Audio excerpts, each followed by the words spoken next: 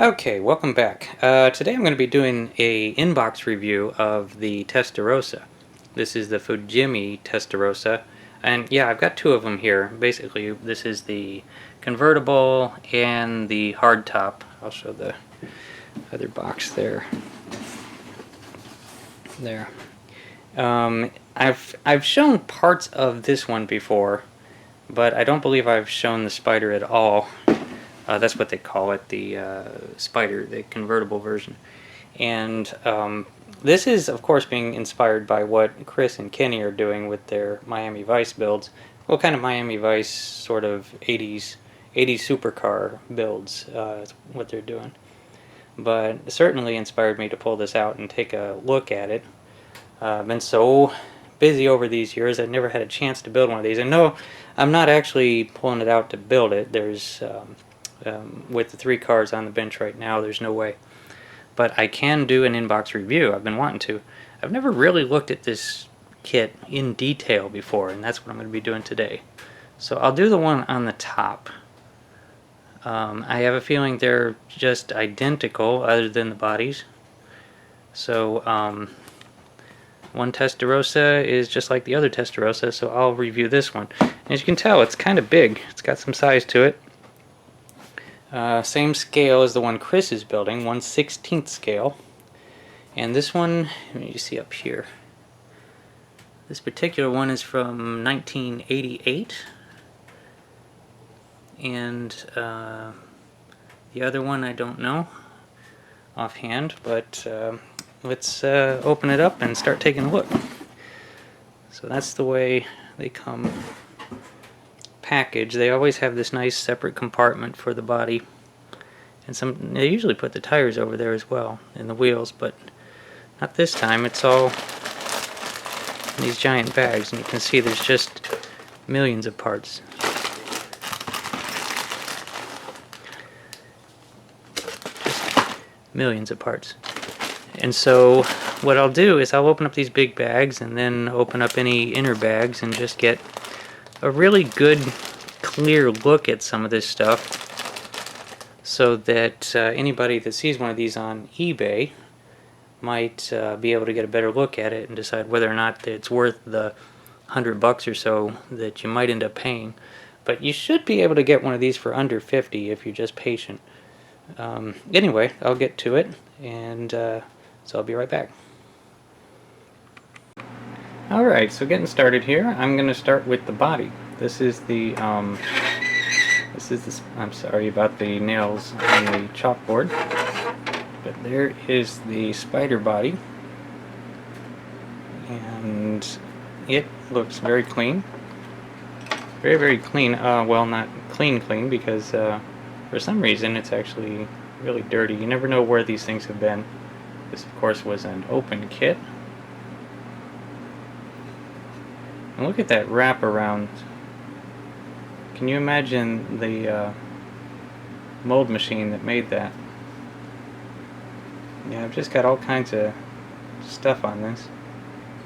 It's like it's been dusted for fingerprints. But we got nice, crisp detail on the boot there.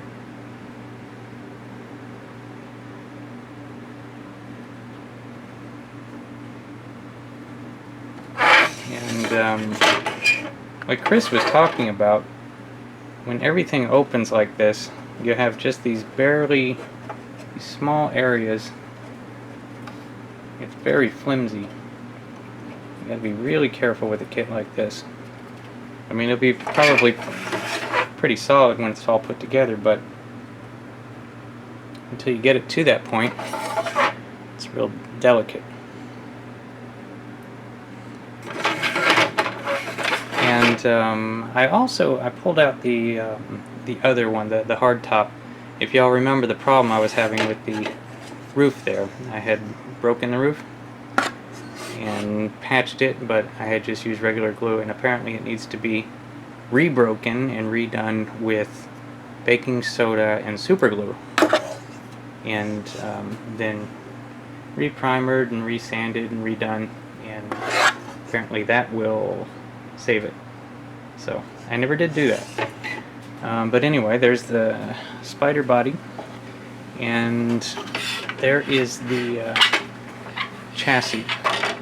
Much like the Lamborghini that Chris is building, you don't have much in the back there, just basically a little cage for the engine. And then supercars really don't have a lot of undercarriage detail because they got to keep it really smooth for aerodynamics. And you know this is a Fujimi kit or an Otaki original when it says on off and it takes batteries, but it doesn't take batteries. There's no electric motor. On some of these though, it does. I have one or two of them that actually have the little electric motors and battery compartments, and I'll be getting to those eventually. Those are the ones that are actually from Otaki. So there's just a quick look at the body and the chassis. Now let's get into one of the part sheets. Okay, I pulled a few things out of their bags. I'll start from right to left. This is of course the interior tub. And I'll try to zoom in here. We've got molded in floor mats. And other than that, it's just basically backing for the seats. And then there's your trunk, which is in the front, of course. And then on this sheet, we have the rear deck lid. Quite a bit more to that, including that piece there. Kind of goes right in the center there, but mounted on another piece to cover the engine. Now over here, you have that curious single side view mirror. Only one. And that's probably the deck lid hinge and some unknown parts here. Now, okay, up there we have just a few decals. Now, I should explain what that is. That is a tag for a little assembly you're going to do it called an engine stand, and you have the option to display your engine by itself. I mean, I'm going to put mine in the car, but the little stand on there, and you can, I think that's what it's for, is to identify the engine. And there's the specs on it. 390 horsepower, not all that powerful by today's standards. And then just a few decals, license plate, European type. Okay, now moving on to the glass part sheet. You have this curious little one right here. I gotta get it up there by that's why I brought this out, so you'll be able to even see them. I failed to find out what that piece of glass is. Probably has something to do with the convertible top, of which I didn't see, so there might be a posable separate convertible top that you can put on there if you want. That's what it looks like anyway. And then your side windows and your back side windows, and then there's your big windshield, and it looks really good. I don't know if it's showing up on camera. Try to get in tight, but there are some kind of scratches on it. Not really scratches, just it's not, you know, super clear as glass, but certainly most of the way there. Type of thing that would just need a quick polishing. And then these are, got to bring this closer somehow.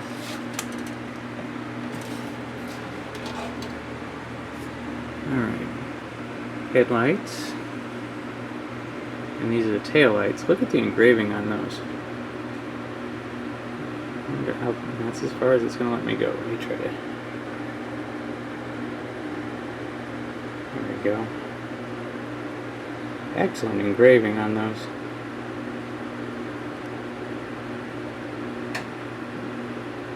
Offhand, I don't know what that piece is. But there's your dashboard pieces. Let's move this over. boy, I got something wrong. Those look like headlights. Okay, yep. So these are headlights, and then these are running lights? Maybe? I'll double check there. And that's about it there. Now over here we have the wheels. I was a little disappointed to see if they're going to show up on camera here. There are kind of little scratches on those. Of course, being a Ferrari, they have to be perfect, so see right there? See that little line there on the lower right? Now that is on every single wheel. Which means that the master had that scratch on it when they cast it into this tree 4 times, and you know, that can't be left there, so that's going to have to be sanded off, and then the whole thing is going to have to be repainted the same matte silver or aluminum. And look how deep those wheels are. Now you have your brake rotors there. Flip it over, and they're actually finned.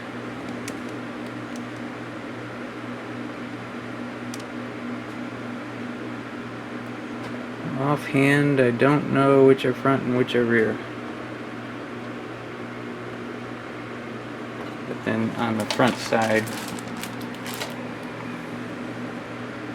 they have the etching like a record. Even though they're really not supposed to look like a record. Okay, now over here we have another chrome tree, some license plate surrounds, and right there's the shifter plate. You can see that little hole there. The shifter's going to go right there, that gated shifter plate. And then that's probably the rear view mirror. And then various things that I don't offhand. Oh, it's like some wheel centers maybe or something. Let's see, what are those? Being 4 of them, I have to imagine they're wheel centers. Anyway, that's it for this set of parts. Let me bring out a few more sheets and we'll film some more. Okay, 3 more parts trees here. Let's. I'm just going to go over the kind of the highlights here. This, of course, is the engine cover, and look how sharp that Ferrari emblem is. And then here are the Spyder doors. Yeah, I guess I'll get straight into that. Now, it came with 2 sets of doors, mainly because the Spyder kit is a derivation on the regular kit, and so they had to make these extra doors that don't have the frames, or they could have just had you cut the frames off, I think. No, because these little triangles up there are different on this one than they are on this one. So they made whole new doors, so I'll have an extra set of doors.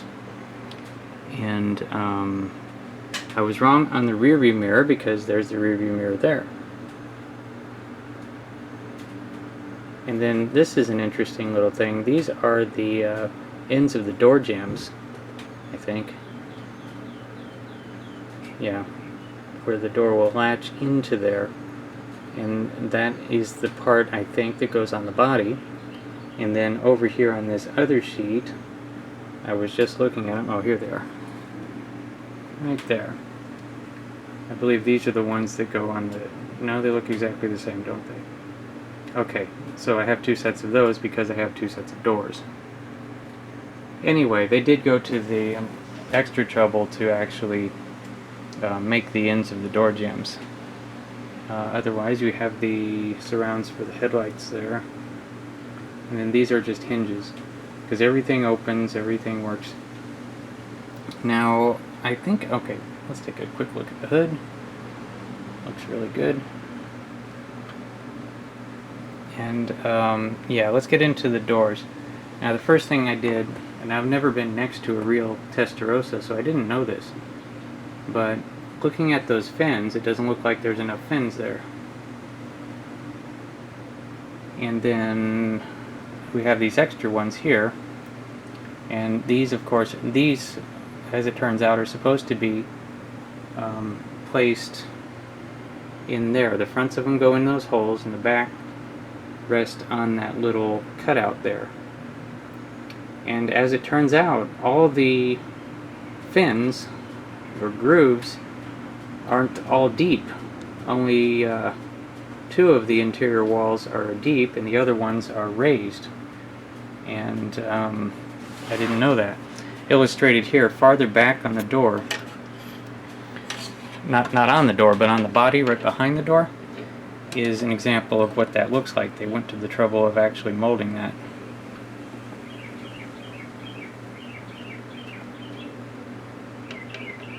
Or maybe I'm just completely wrong, but eyesight isn't the best, and the viewfinder isn't... Oh, there's a good look at it, I think. Yeah, the viewfinder isn't gigantic on this camera, so I apologize, I can't always see what I'm talking about.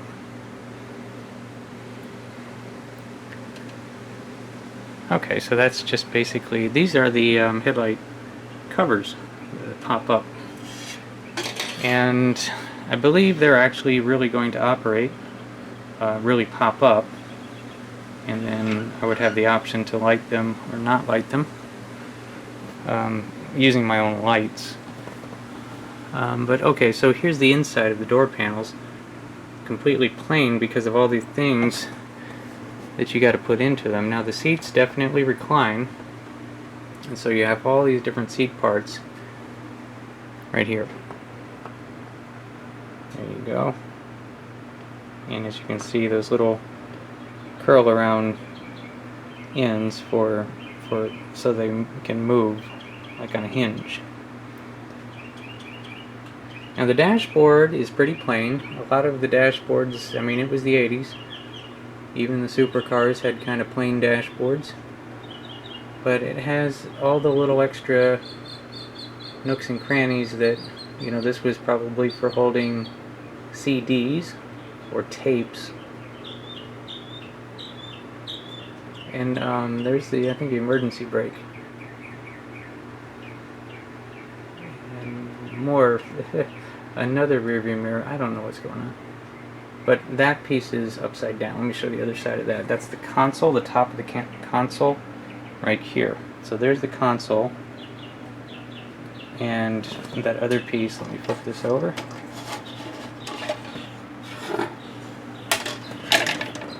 And get a good look at that.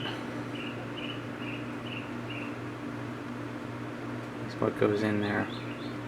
What all those little controls are, I don't know.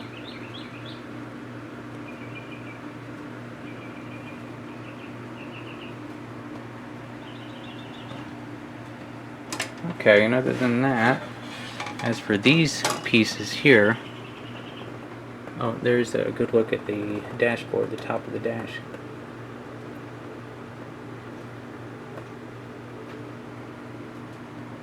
And then these, I think, are the armrests.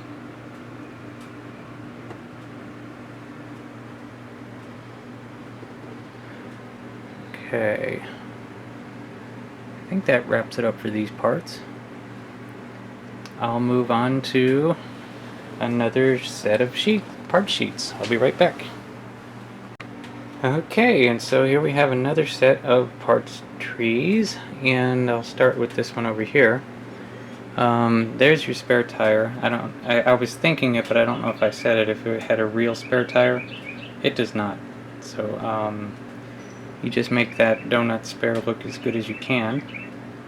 And these, I think, are the inside of the fender well, and they're vented there, I think. You got your really neat slats. This goes around the back end, I think, and it goes in the front end, the grill. Oh, the shocks are in 2 pieces so that you can put, let me swing over here. Comes with all the spring. What happened? Okay. Comes with all the springs so that you can have your working suspension. And there's the axle, a solid metal axle to make it stronger, and your ignition wires. I'll get to the tires in a moment, but I wanted to show this wonderful piece right here. And I've got to get in there super tight because it has the actual engraving of that mesh. There we go. In between those fins.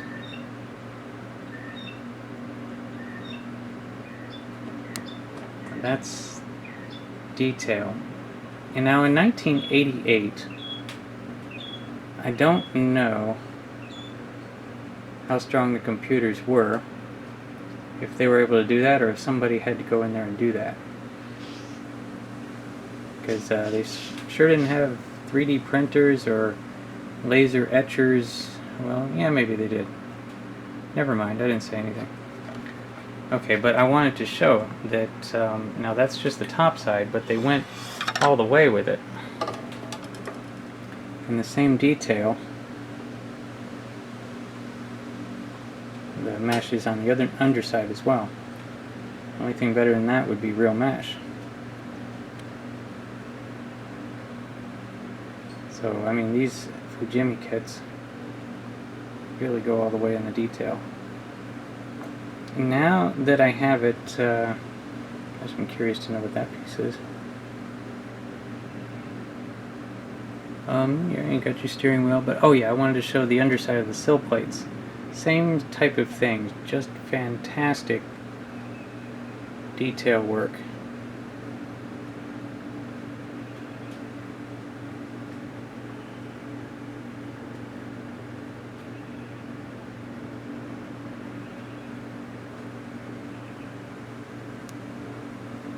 There's the underside of the spare tire. Okay, I think that's about it for this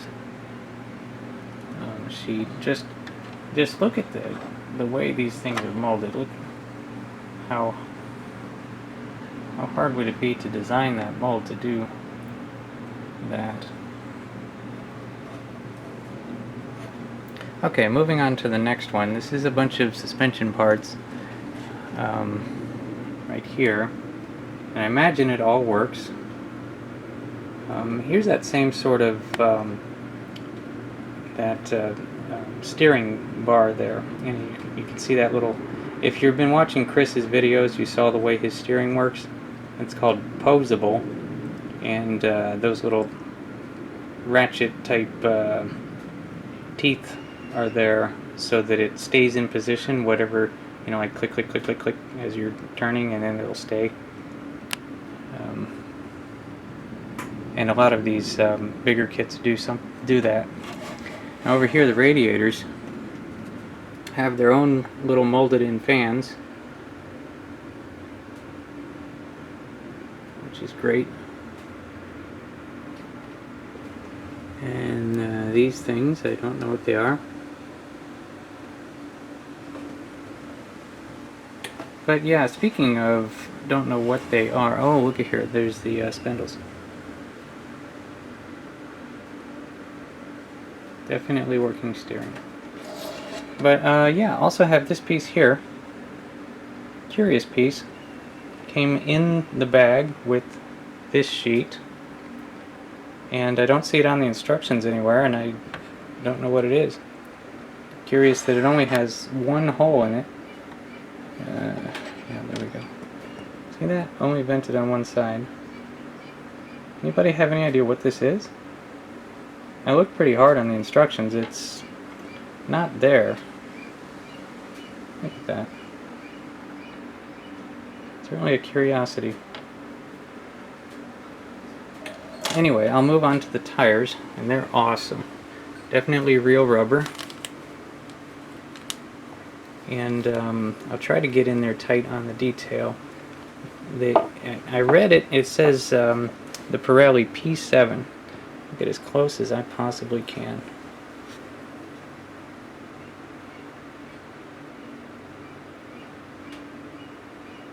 There we go.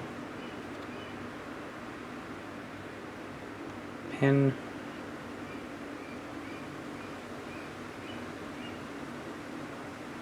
Send.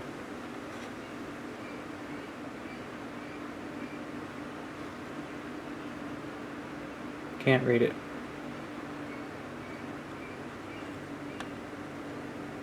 Centura something. And that is the actual size. Absolutely can't read that. And I'm sorry, I just didn't have the common sense to bring out my macro lenses. Seems to me if you're shooting macro, you should bring out macro lenses. I don't know what size they are, but basically, just looking at them, they're really wide. And then, of course, those are the rears.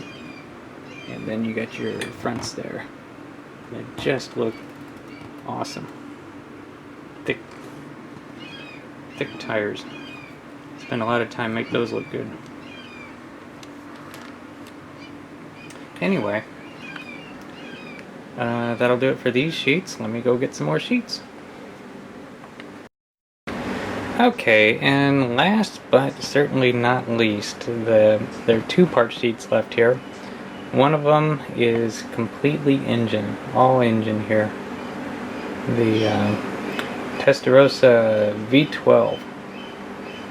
And so I'll just kind of pan around a little bit, show you this is the bottom of it. Oh yeah, I should mention it's actually a big giant square. It's engine and transmission all together, and I'll show some of that there. This, I believe, is the clutch housing, and that's probably alternator AC compressor. Interesting. Oh, and then your ignition, your two distributors. I actually don't know what all these big scuba tank type things are. Some kind of mufflers, I guess. And then there's the bottom of the engine and transmission, these cooling fins there. That's the bottom of everything there. What are these, carburetors? What am I looking at? No, they're not. Don't know what they are. Probably motor mounts.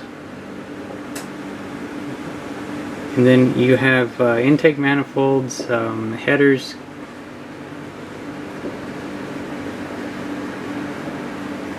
That all come. They fire straight down. Actually, the okay. Look at this.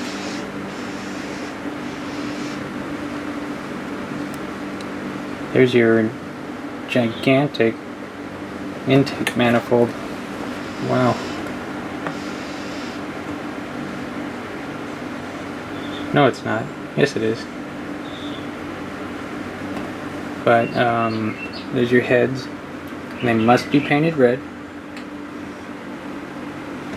I'll go ahead and say it. I know that most of you know it already, but Testarossa in Italian means redhead. So they always painted the heads red. And then there's your front of the engine. It would just be kind of a giant nightmare to work on, wouldn't it? But this other tree over here is the engine stand I was talking to you about. And there's the big plate to put that information decal. So if you wanted to, I don't know, I don't think the engine easily comes out of the car. But if you wanted to display the engine separately out of the car, you could. If you end up having a whole bunch of these kits somehow, you could set one up like it's in the garage and being worked on, or something. But anyway, this is actually finally the last part sheet. This has been fun. I wanted to show you really quickly over here though. On the other set, the other kit, the hardtop, it actually had the little electric motor and everything, and I wanted to show what that looked like. You got the little gearbox there, and then the electric motor must go right there, and then right there you have I saw a little Bendix somewhere. We'll go on the electric motor and engage those gears, and you would put batteries in that battery tray, get all the little contacts there, and the wires, along with the decorative ignition wires over there. You know, because that's what you want to do. You spend 2 or 3 months building a beautiful model, and then you want to put batteries in it and send it across the floor and crash into something and get all scratched up. I don't think I'm ever really going to put, maybe I'll put the electric motor in, but I would never send it across the floor. I don't think I would. I don't think anybody would. But anyway, there's a good look at that one. So that will wrap it up. So that's the end of it. That is the Ferrari Testarossa. I showed the Spyder. The hardtop is probably exactly the same, and I must assume it's exactly the same. And so if you build one, if you showed one, you showed the other. And so that will do it for this one. Now I have a whole bunch of these Fujimi kits, and Otaki, Revell, highly detailed 1/16, 1/12 scale kits, and I will periodically show these higher detailed ones, but as you're noticing, it takes a lot to show them, and it takes a lot to view them, and I'm sorry if it's long. I can't think of a faster way to do it, but I wanted to do this for anybody that was curious, and that'll wrap it up. I appreciate everybody watching, and y'all have a good one.